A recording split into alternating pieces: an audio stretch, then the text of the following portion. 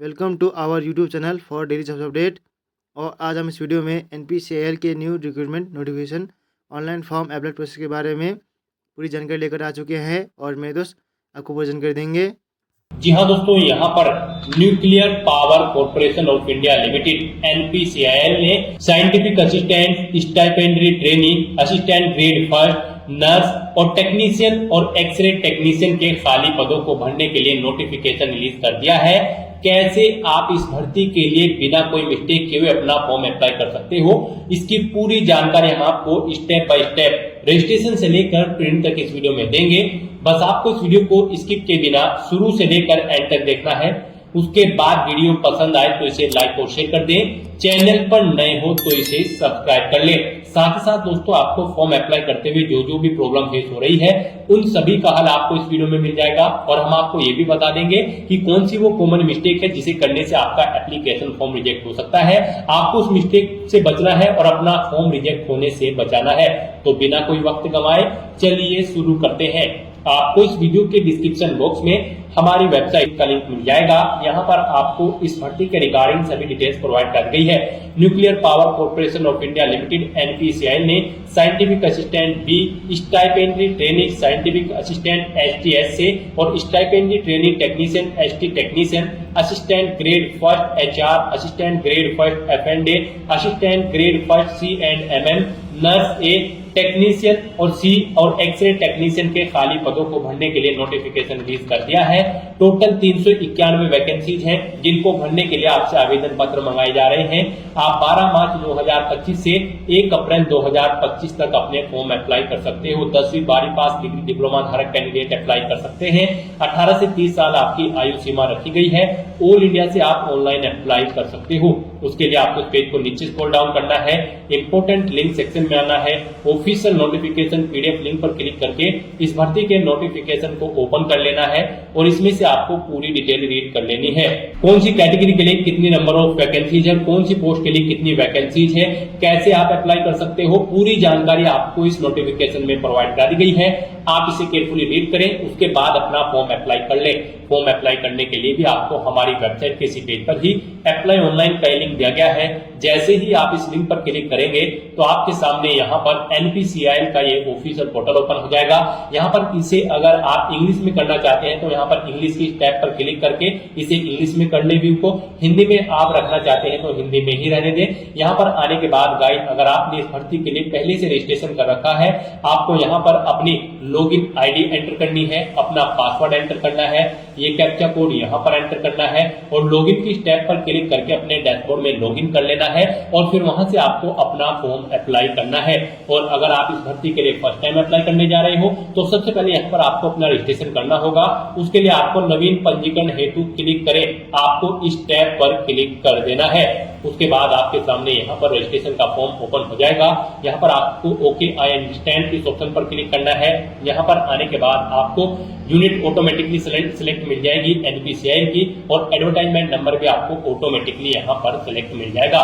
फिर यहाँ पर आपको पोस्ट सिलेक्ट करनी है, आप जिस पोस्ट के लिए अप्लाई करना चाहते हैं। हम यहाँ पर आपको STTM कैटेगरी सेकंड यानी कि stipendiary training technician ST technician की पोस्ट के लिए अप्लाई करके दिखा रहे हैं। यहाँ पर आपको अपनी चॉइस के अकॉर्डिंग कोई भी पोस्ट सिलेक्ट कर लेनी है जिस पोस्ट के लिए आप अप्लाई करना चाहते हैं। यहाँ पर हम आपको इस पोस्ट के लिए अप्लाई करके दिखाएंगे। बाकी की सब पोस्ट के लिए भी सेम ऐसे ही अप्लाई होगा, बस क्वालिफिकेशन में आपको चेंजेस करने होते हैं। उसके बाद यहाँ पर आपको अपनी डिसिप्लिन सिलेक्ट करनी है। इस ट्रेनिंग पोस्ट के लिए आप किस डिसिप्लिन के लिए अप्लाई करने जा रहे हैं। उसके बाद यहाँ पर आपको अपनी कैटेगरी सिलेक्ट कर लेनी है। फिर यहाँ पर आपको पूछा गया है कि क्या आप PWBD कैंडिडेट हैं, अगर हैं तो आप यस करें और फिर आप उसकी डिटेल यहाँ पर प्रोवाइड करें। जैसे कि आपको अपनी PWD कैटेगरी सिलेक्ट करनी है, डिसेबिलिटी की परसेंटेज देनी है, कितनी परसेंटेज आपकी डिसेबिलिटी है।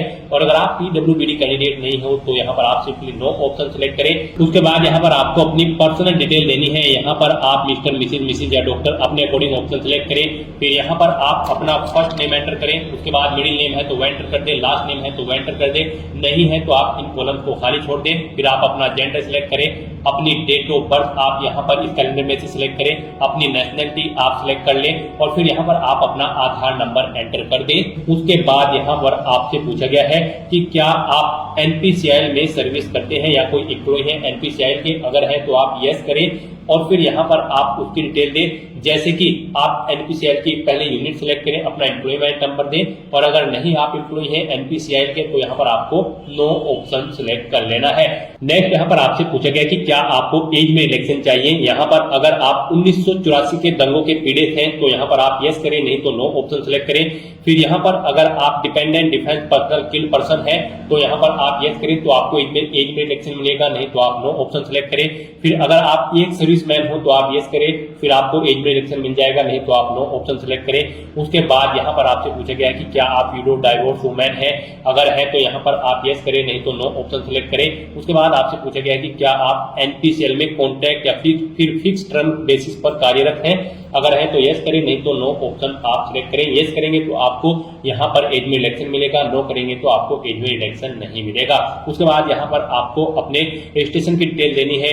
यहाँ पर आप अपना यूजर नेम एंटर करें, ABCZYW कुछ भी आप यहाँ पर अपना यूजर नेम एंटर करें और चेक अवेलेबिलिटी इस ऑप्शन पर क्लिक करके चेक कर लें कि क्या ये यूजर नेम अवेलेबल है। अगर होगा अवेलेबल तो यहाँ पर आपको यूजर नेम अवेलेबल शो कर दिया जाएगा, नहीं होगा तो यहाँ पर आपको नॉट अवेलेबल शो होगा। फिर आप उसमें चेंज करके अपना यूजर नेम अपने अकॉर्डिंग सेट कर ले। 5 से 20 कैरेक्टर के बीच में आपका यूजर नेम होना चाहिए। उसके बाद यहाँ पर आपको अपना पासवर्ड क्रिएट करना है। पासवर्ड यहाँ पर आपका अल्फा न्यूमेरिक फॉर्मेट में होना चाहिए, मींस आपके पासवर्ड में कम से कम एक अपर केस कैरेक्टर, एक लोअर केस कैरेक्टर, एक इंटीजर नंबर और एक स्पेशल कैरेक्टर जैसे कि @ या $, इस तरह से आपका पासवर्ड इस फॉर्मेट में होना चाहिए। उसके बाद यही पासवर्ड आपको कंफर्म पासवर्ड फील्ड में एंटर करना होगा।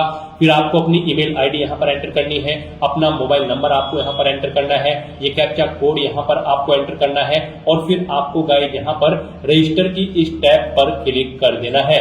उसके बाद आपके सामने यहाँ पर पॉपअप शो हो जाएगा, आपका रजिस्ट्रेशन यहाँ पर सक्सेसफुली कंप्लीट हो चुका है। एक ईमेल आपकी रजिस्टर्ड ईमेल आईडी पर सबमिट की गई है, वहां पर जाकर आपको उस पर क्लिक करके उसे एक्टिवेट कर लेना है। तो यहाँ पर अब आप ओके करें, आपके सामने यहाँ पर एनपीसीआईएल की ऑफिशियल वेबसाइट ओपन हो जाएगी। आप अपनी ईमेल आईडी पर जाएं, फिर यहाँ पर आपको एक लिंक मिलेगा, इस लिंक पर आप क्लिक करें, आपका अकाउंट एक्टिवेट हो जाएगा। इस लिंक पर क्लिक करते ही आपके सामने एनपीसीआईएल का ऑफिशियल पोर्टल ही ओपन होगा। अब यहाँ पर आने के बाद गाइड आपको अपनी लॉगिन आईडी एंटर करनी है, अपना पासवर्ड आपको एंटर करना है, ये कैप्चा कोड यहाँ पर एंटर करना है और उसके बाद यहाँ पर आपको लॉगिन की इस टैब पर क्लिक कर देना है। उसके बाद आपके सामने आपका डैशबोर्ड कुछ इस तरह से शो होगा। यहाँ पर आपको बता दिया गया है आपने यहाँ पर जिस पोस्ट के लिए अप्लाई किया है उसके लिए आपने सक्सेसफुली रजिस्ट्रेशन कंप्लीट कर लिया है। अब यहाँ पर आकर आपको अप्लाई पेज पर जाएं, आपको इस लिंक पर क्लिक कर देना है। फिर यहाँ पर आपको कुछ इंस्ट्रक्शन दिए गए हैं, आपके पास ये चीजें यहाँ पर होनी चाहिए फॉर्म अप्लाई करते हुए। तो यहाँ पर आपको इन्हें रीड आउट करने के बाद बंद करें ऑप्शन पर क्लिक करना है। फिर यहाँ पर आपको शैक्षणिक अर्हता के इस लिंक पर क्लिक कर देना है और उसके बाद यहाँ पर गाइड आपको अपनी एजुकेशनल क्वालिफिकेशन की डिटेल प्रोवाइड करानी है। यहाँ पर आपसे पूछा गया है क्या आपने वर्ष 2021 में 10वीं कक्षा पास की है, जहाँ कोविड-19 महामारी के कारण केंद्रीय राज्य प्राधिकरण ने अधिक उम्मीदवारों को अंक और प्रतिशत दिए बिना ही उत्तीर्ण घोषित कर दिया है। तो यहाँ पर अगर है तो यहाँ पर आप यस करें और उसके बाद यहाँ पर अपनी 10वीं क्लास की डिटेल दें और अगर नहीं है तो यहाँ पर आपको नो ऑप्शन सिलेक्ट कर लेना है और फिर यहाँ पर आपको अपनी 10वीं क्लास की डिटेल प्रोवाइड करनी है। गाइड हम यहाँ पर आपको, जी हाँ दोस्तों, हम यहाँ पर आपको stipendiary trainee technician ST technician grade 2 की पोस्ट के लिए अप्लाई करके दिखा रहे हैं। इस पोस्ट पर अप्लाई करने के लिए आपका यहाँ पर 10वीं क्लास में पास आउट होना जरूरी है, कम से कम 50% मार्क्स के साथ, प्लस आपके पास यहाँ पर 2 साल की ITI का डिप्लोमा होना जरूरी है रिलीवेंट ट्रेड के अंतर्गत, यानी कि फिटर, इलेक्ट्रीशियन, जो भी ट्रेड आपने सिलेक्ट की होगी उसके अंतर्गत आपके पास यहाँ पर डिप्लोमा होना जरूरी है। यहाँ पर आप जिस भी पोस्ट के लिए अप्लाई करने जा रहे हैं और जिस ट्रेड के लिए अप्लाई करने जा रहे हैं उसकी एजुकेशनल क्वालिफिकेशन यहाँ पर आप ऑफिशियल नोटिफिकेशन में से चेकआउट कर लें और उसके अकॉर्डिंग आप यहाँ पर अपनी एजुकेशनल क्वालिफिकेशन की डिटेल फिल कर दें। तो यहाँ पर अब आपको अपनी एजुकेशनल क्वालिफिकेशन की डिटेल देनी है। यहाँ पर आप सबसे पहले सिलेक्ट करें SSC, फिर यहाँ पर आप विशेष क्षेत्र विषय में आपको कुछ नहीं मिलेगा। यहाँ पर SSC में 10वीं में सभी सब्जेक्ट होते हैं। उसके बाद यहाँ पर आपको अपने कॉलेज का या फिर संस्था का नाम देना है जिससे आपने अपनी 10वीं क्लास पास आउट की है। बोर्ड या विद्यालय का नाम देना है, विश्वविद्यालय का जिससे आपने अपनी 10वीं क्लास पास आउट की है। फिर आप अध्ययन की पद्धति बताएं, आपने पार्ट टाइम की है, फुल टाइम की है या फिर कोरोस्पोंडेंस। उसके बाद यहाँ पर आपने नामांकन कब कराया था, वो मंथ और ईयर आप यहाँ पर सेलेक्ट कर लें। उसके बाद यहाँ पर आपको उत्तीर्ण करने का माह और वर्ष यहाँ पर एंटर करना है, कब आपने अपनी 10वीं क्लास पास आउट की है।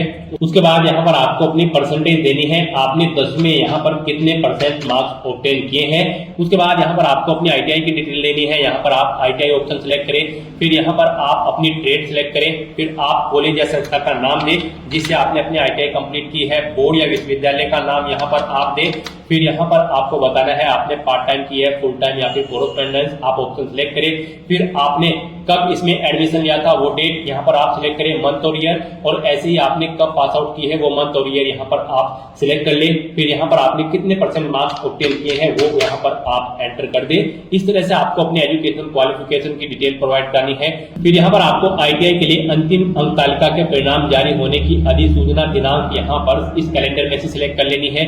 गणित में एससी में आपने यानी कि 10वीं क्लास में कितने परसेंट मार्क्स आपने ऑब्टेन किए हैं वो यहाँ पर आप एंटर करें। फिर विज्ञान में आपने 10वीं में कितने परसेंट मार्क्स ऑब्टेन किए हैं वो यहाँ पर आप एंटर कर दें। फिर यहाँ पर आपसे पूछा गया कि क्या आपने 10वीं में इंग्लिश सब्जेक्ट को एक विषय के रूप में पढ़ा है, तो यहाँ पर अगर पढ़ा है तो यस करें, नहीं तो आप नो ऑप्शन सेलेक्ट करें। उसके बाद यहाँ पर आपकी शारीरिक मानक आपसे पूछे गए हैं, आपको अपनी लंबाई यहाँ पर सेंटीमीटर में देनी है, कितनी सेंटीमीटर आपकी हाइट है। फिर यहाँ पर आपको अपना वजन देना है, कितने किलोग्राम आप में वजन है। उसके बाद यहाँ पर आपसे पूछा गया है क्या आपको यहाँ पर कंप्यूटर की नॉलेज है, इसमें आप एमएस वर्ड जानते हैं तो इस ऑप्शन को सिलेक्ट कर दें, एक्सेल जानते हैं तो वो, पावर पॉइंट जानते हैं तो वो भी, और जो चीज आप नहीं जानते हैं उसके सामने चेक बॉक्स न लगाएं। फिर यहाँ पर अगर आपने कोई और डिग्री या फिर डिप्लोमा कर रखा है तो उसकी डिटेल यहाँ पर आप प्रोवाइड कराएं, उसका नाम दे, विषय या विशेषज्ञता दे, संस्था विश्वविद्यालय का नाम दे, उत्तीर्ण करने का माह और वर्ष सिलेक्ट करें और अपनी डिटेल यहाँ पर आप प्रोवाइड करा दें। और अगर नहीं है तो आप इस सेक्शन को खाली छोड़ दें। और उसके बाद गाइस यहाँ पर अपनी एजुकेशनल क्वालिफिकेशन की सभी डिटेल्स प्रोवाइड कराने के बाद अब यहाँ पर आपको सेव करें और आगे बढ़ें, इस ऑप्शन पर क्लिक कर देना है। नेक्स्ट यहाँ पर आपको अपने एक्सपीरियंस की डिटेल देनी है। गाइस अगर आपको एक्सपीरियंस है तो यहाँ पर आप अपने एक्सपीरियंस की डिटेल दें, नहीं है तो इस पेज को नीचे स्क्रॉल डाउन करें और सेव करें और आगे बढ़े, इस ऑप्शन पर क्लिक कर दें। और अगर आपको एक्सपीरियंस है तो यहाँ पर आप अपनी एक्सपीरियंस की डिटेल दें, यहाँ पर आप अपना नाम एंटर करें। फिर यहाँ पर आपको संगठन का प्रकार सिलेक्ट करना है जिसमें आप कार्यरत थे, वो सेंट्रल गवर्नमेंट थी, स्टेट गवर्नमेंट थी या फिर पीएसयू, यहाँ पर या प्राइवेट सेक्टर, आप अपने अकॉर्डिंग ऑप्शन सिलेक्ट करें। पद का नाम दें यानी कि पोस्ट का नाम, जिस पोस्ट पर आप कार्यरत थे। आप नेचर ऑफ ड्यूटी यहाँ पर दें, किस दिनांक से किस दिनांक तक आपने वर्क किया है वो यहाँ पर आप सिलेक्ट कर ले। वर्तमान में सेवारत है या फिर नहीं, यस या नो ऑप्शन सिलेक्ट करें। इस तरह से आपको अपने एक्सपीरियंस की डिटेल दे देनी है। इन डेट के अकॉर्डिंग यहाँ पर आपके एक्सपीरियंस को कैलकुलेट करके आपको वर्ष, माह और दिन में बता दिया जाएगा। और अगर आपको एक से ज्यादा जगह वर्किंग एक्सपीरियंस है तो यहाँ पर आप नई कतार जोड़े, इस ऑप्शन पर क्लिक करें। एक और सेम ऐसी ही रो यहाँ पर ऐड हो जाएगी और उसमें आप अपने एक्सपीरियंस की डिटेल प्रोवाइड करा दें। फिर अगर आप फिलहाल कहीं पर कार्यरत हैं तो आपको उस संस्था को बता देना है कि आपने इस भर्ती के लिए अप्लाई किया है, लिखित में आपको उन्हें बता देना होगा। फिर यहाँ पर आपसे पूछा गया कि क्या आपने उन्हें निर्देशित कर दिया गया है यानी कि उनको बता दिया है। जहां पर आप कार्यरत हैं तो यहाँ पर आपको यस ऑप्शन सेलेक्ट करना है और फिर आपको सेव करें और आगे बढ़े, आपको इस ऑप्शन पर क्लिक कर देना है। नेक्स्ट यहाँ पर आपको अपनी पर्सनल डिटेल देनी है। यहाँ पर आपको अपने फादर का नाम एंटर करना है। उसके बाद यहाँ पर आपको अपनी मदर का नाम एंटर करना है। फिर यहाँ पर आपको अपना मैरिटल स्टेटस बताना है, आप मैरिड हो या फिर सिंगल हो या फिर डाइवोर्स है, आप अपने अकॉर्डिंग ऑप्शन सेलेक्ट करें। अपना धर्म यहाँ पर रिलीजन आप सिलेक्ट करें। फिर अपनी मातृभाषा यहाँ पर आप सिलेक्ट कर ले, कौन सी आपकी मातृभाषा है। फिर यहाँ पर आपको अपना स्टेट सिलेक्ट कर लेना है, जिस स्टेट से आप बिलोंग करते हैं। उसके बाद आपसे पूछा गया कि क्या आप किसी रोजगार कार्यालय में पंजीकृत हैं, अगर है तो यस करें। और फिर यहाँ पर आप उसकी डिटेल दें, जैसे कि रोजगार कार्यालय पंजीकरण संख्या, रोजगार कार्यालय का नाम, रोजगार कार्यालय का राज्य, और अगर नहीं है तो यहाँ पर आपको नो ऑप्शन सिलेक्ट कर लेना है।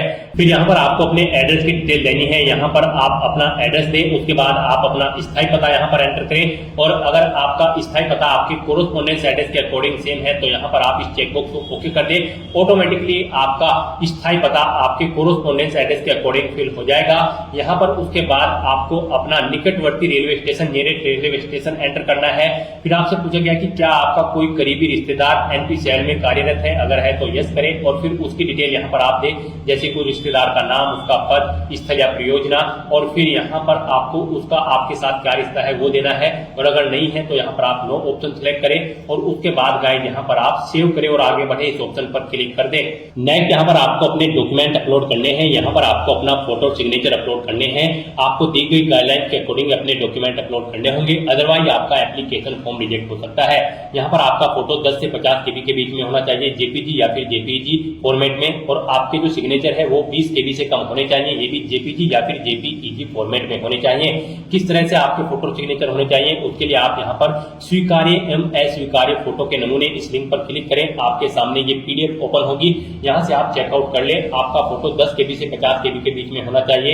इसकी जो हाइट है वो 5.8 सेंटीमीटर होनी चाहिए और जो विड्थ है वो 4.4 सेंटीमीटर होनी चाहिए। इस तरह का फोटो आपका मान्य होगा और इस तरह के फोटो यहाँ पर आपके मान्य नहीं होंगे। गाइस, अगर आपका फोटो या सिग्नेचर छोटे यहाँ बड़े हैं, आप उन्हें रिसाइज कर सकते हैं। गूगल में जाकर आप इमेज रिसाइजर टाइप करें, बहुत सारे इमेज रिसाइज करने के टूल आपके सामने ओपन हो जाएंगे। वहां से आप अपना फोटो इस गाइडलाइन के अकॉर्डिंग प्रिपेयर कर ले, तैयार कर ले और फिर आप उन्हें यहाँ पर अपलोड करें अपने फोटो सिग्नेचर को। तो यहाँ पर अपलोड करने के लिए अब आपको चूज फाइल बटन पर क्लिक करना है, फाइल को सिलेक्ट कर लेना है और फिर यहाँ पर अपलोड करेंगे इस ऑप्शन पर क्लिक करके अपनी इस फाइल को आपको अपलोड कर देना है। इस तरह से आपको 1 बाय 1 करके अपना फोटो और सिग्नेचर यहाँ पर अपलोड कर देने हैं। उसके बाद गाइस यहाँ पर आपको सेव करें और आगे बढ़े इस ऑप्शन पर क्लिक कर देना है। उसके बाद आपको आपके एप्लीकेशन फॉर्म का पूरा प्रीव्यू यहाँ पर शो कर दिया गया है। आपको सभी डिटेल्स केयरफुली चेकआउट करनी है, पेज को नीचे स्क्रॉल डाउन करना है और यहाँ पर अब आप आवेदन प्रस्तुत करें, आप इस टैब पर क्लिक कर दें। फिर आपके सामने यहाँ पर मैसेज शो हो जाएगा, आपका एप्लीकेशन फॉर्म सक्सेसफुली सबमिट कर दिया गया है। अब यहाँ पर आप ओके करें, आपको आपके डैशबोर्ड में रिडायरेक्ट कर दिया जाएगा। यहाँ से आप चेकआउट कर सकते हो, आपके एप्लीकेशन फॉर्म की सभी टास्क ओके हो चुकी हैं। अब यहाँ पर आप आवेदन प्रपत्र का प्रिंट आप इस लिंक पर क्लिक करें और अपने एप्लीकेशन फॉर्म का एक हार्ड कॉपी प्रिंट आउट ले लें, फ्यूचर यूज के लिए, फ्यूचर रेफरेंस के लिए। और गाइस, अगर आप यहाँ पर जनरल या फिर ओबीसी कैटेगरी कैंडिडेट हैं तो आपको फिर यहाँ पर एप्लीकेशन फीस के रूप में कुछ अमाउंट जमा कराना होगा। जनरल ओबीसी ईडब्ल्यूएस कैंडिडेट को यहाँ पर 150 रुपए, scientific assistant, ST, SA, nurse की पोस्ट के लिए जमा कराने होंगे और जनरल ओबीसी ईडब्ल्यूएस कैंडिडेट को बाकी की पोस्ट के लिए 100 रुपए जमा कराने होंगे। और अगर आप एससी, एसटी, पीडब्ल्यू, बीडी या फिर वुमेन या फिर ईएक्स सर्विसमैन कैंडिडेट है तो आपको एप्लीकेशन फीस जमा नहीं करानी है, आपका फॉर्म सबमिट हो चुका है। लेकिन जिन कैंडिडेट को फीस जमा करानी है पहले वे फीस जमा कराएंगे, उनके बाद उनका फॉर्म सबमिट होगा और उसके बाद आप उनको अपने एप्लीकेशन फॉर्म का हार्ड कॉपी प्रिंट आउट ले लेना होगा। फीस का अमाउंट आप debit card, credit card, net banking या फिर यूपीआई के माध्यम से जमा करा सकते हो। तो दोस्तों, ऐसे आप एनपीसीआईएल 391 पोस्ट की इस भर्ती के लिए अपना फॉर्म अप्लाई कर सकते हो। आज की इस वीडियो में बस इतना ही। आई होप ये वीडियो आपको पसंद आई होगी। अगर पसंद आई हो तो इसे लाइक और शेयर करें, चैनल पर नए हो तो इसे सब्सक्राइब कर लें। Thanks for watching.